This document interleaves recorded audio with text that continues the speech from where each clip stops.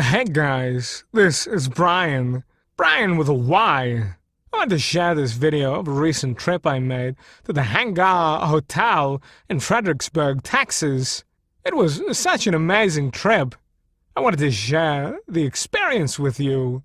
Sorry guys, my Jack Nicholson impression needs a little bit of work. So I recently went to a fly-in to the Hangar Hotel in Fredericksburg, Texas.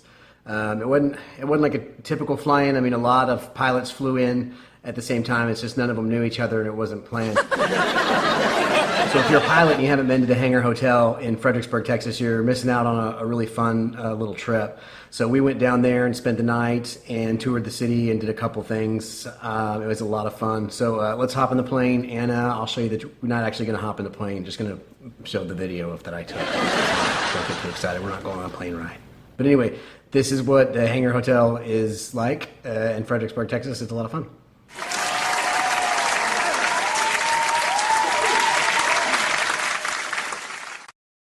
So our takeoff was fairly uneventful. We climbed up to 8,500 feet.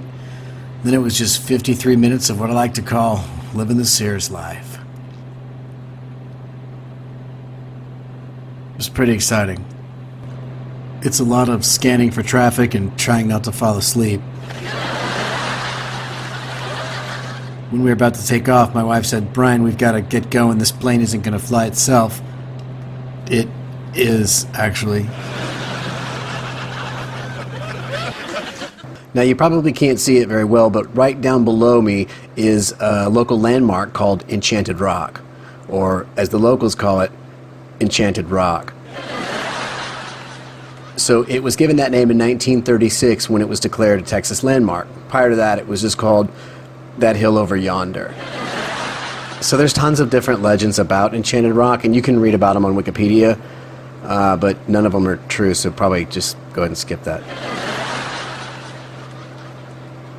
So here we are arriving at Gillespie Field. I thought about flying a pattern, but I called final an hour earlier and I didn't want to confuse any pilots in the pattern. Alright, we're on center line. Power to idle. Heels off the floor.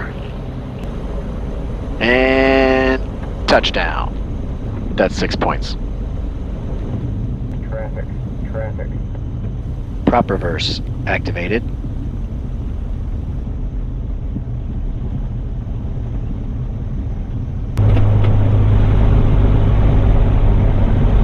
Now, as we were taxiing in, I noticed this plane over here. This is a Bonanza.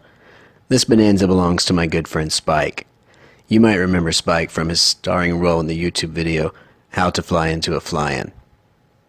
So you can see the Hangar Hotel there to my left, and it's called the Hangar Hotel, so you might be wondering, is it a hangar? Is it a hotel?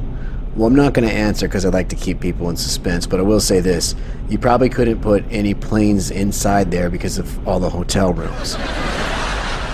My intention was to park in Gin Pop with a common riffraff, but it appears that this lonely Sears had been banished. Either that or this is the aircraft equivalent to parking far away so nobody scratches your whip. Oh well, I decided to park next to him. Us Cirrus pilots seek safety in numbers. And parachutes. So that there is a diner called the Airport Diner. I don't know how they came up with the name, but the food's really good. It's definitely worth checking out.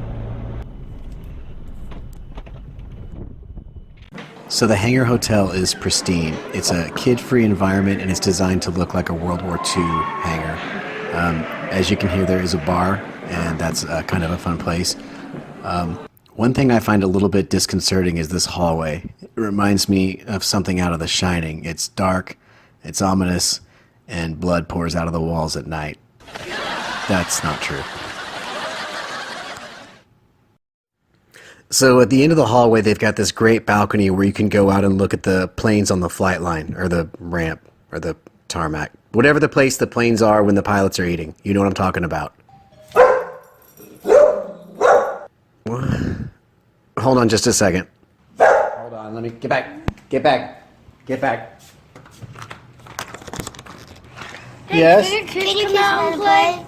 The kids are, I'm sorry, they're visiting their mom at prison. So if you guys could come back in a couple of hours, they can play then, okay? Okay. Okay, sorry about that. That's an interruption. Once we got settled, we decided to find an Uber and go check out the town. Now, I'm not much of a wine drinker, which is a lie, but one thing they do like in Fredericksburg is wine. It's one of the few towns I've ever been in where you're going to drive down the street and see a winery next door to a winery, next door to a winery, next door to a winery, next door to a winery, next door to a winery, next door to a winery. We weren't really sure exactly what we wanted to do, but we were getting hungry, so we went to a winery. This winery was amazing. It truly had something for everybody. I decided on this Merlot. It was great. It had a really powerful bouquet, and you could definitely pick up notes of cardboard box and plastic bag, the way God intended. While we were at the winery, I got a chill when I realized this is the location where they filmed Stephen King's lesser-known novel, Children of the Grapes. This was the one about the underage winos that destroy a town's entire grape crop, forcing modern-day soccer moms to raise their children completely sober. My wife still has nightmares about it. Mostly when I'm flying.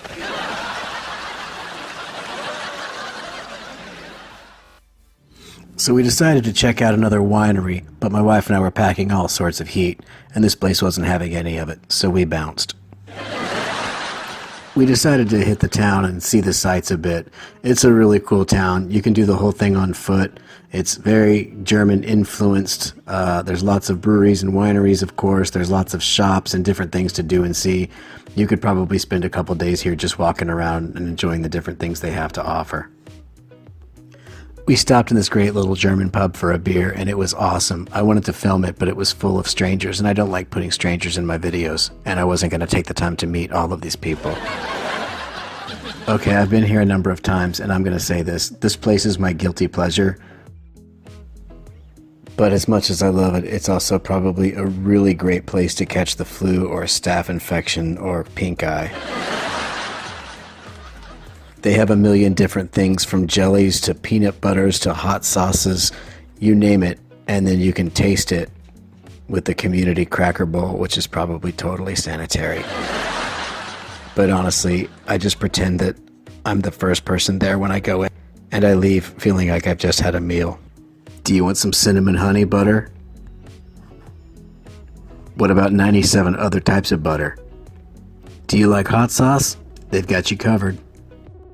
There's the community cracker bowl I mentioned before.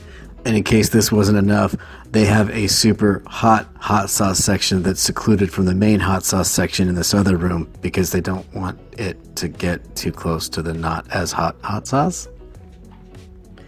It's kind of overdone, but all the hot sauces are named in sort of a butt theme. I don't know, does that make you want to buy it more? I don't really have an opinion on it. It seems overdone. I'm not going to lie, that just looks like something that would give you an infection, but I'm also not going to lie. I tried it. It was so good. Do you need Amish furniture? They got it. Do you need souvenirs? Check. Do you need Mexican wine? Guess what? Do you need something for the man in your life? Are you into natural childbirth? This is the town for you. It's just a great town. I absolutely love this town. All these people here love this town. My wife loves this town. I love this town. As we continued exploring the town, I really wanted to stop at this place because we have rooms and I need things. My wife said we should press on, and we ended up going to one of the greatest places in this town, the Fredericksburg Brewing Company. This place is really great. It's quaint, they've got lots of beers on tap, and the food's outstanding. If Texas and Germany were to have a baby, and that baby was a restaurant/brewery, this would be it. After we were done eating, we decided it was time to check out the nightlife. If you came to this town and you happen to drive a white midsize SUV, then you're going to feel right at home at this pub called Altdorf Biergarten. That's a German phrase which translates to Cerveceria al aire libre. That's an Irish-Spanish phrase that literally translates to a groaning sound you make after taking your last tequila shot for the night. We didn't really want to drink any more alcohol, but we were kid-free in the Franzia and our bellies needed a friend. So we decided to go into this pub and have a drink, but first I needed to use the restroom. Alright, I want to stop here for just a second, so pay attention. The toilet on the left is designed to accommodate 2 human needs. You follow?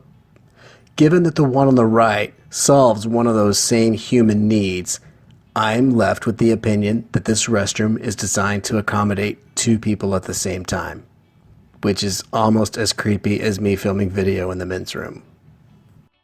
So after a lengthy debate about the restroom layout, we decided it was time to head back. We had an early flight in the morning, and we didn't realize it yet, but we were in for a rude awakening. Just as we got into the plane, a storm moved in. Also, that guy with the tug doesn't know really where he wants that plane to end up. We're stuck in a plane.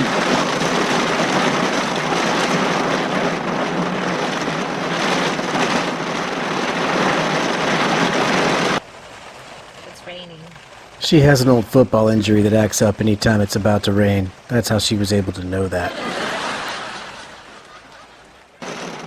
You know, I can't help but think somewhere out there in the distance is a very sad John Cusack. No.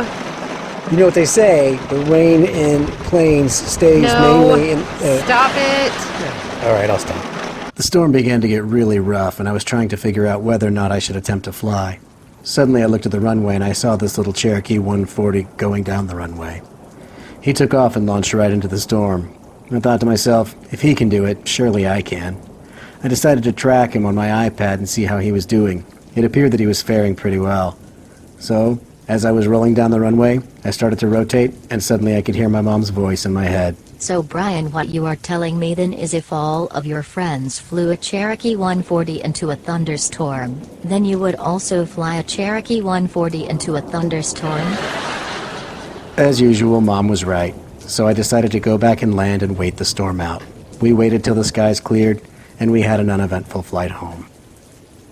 That's the end of the story, so I'm going to turn it back over to my buddy Jack Nicholson. Take it away, Jack. Anyway, if you like the video, then like and subscribe to my channel. Honestly, do whatever, I don't care. But if you don't subscribe, I mean, let me just say, I know some people, so subscribe, okay?